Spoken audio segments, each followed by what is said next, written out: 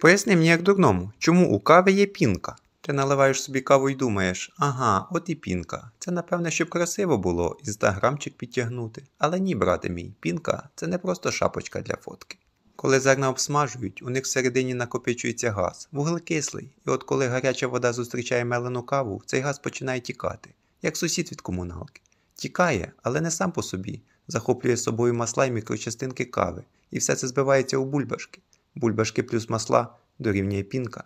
Цю пінку навіть назвали красиво – крема, і бариста такі «О, це знак правильної кави», але по суті це просто кавовий відрижок, гарний, ароматний, але відрижок. Тепер уяви, ти гордо п'єш еспресо, а твої друзі дивляться на золоту пінку зверху і думають яка ніжність. А ти знаєш, це просто гази, які вирішили вийти на люди.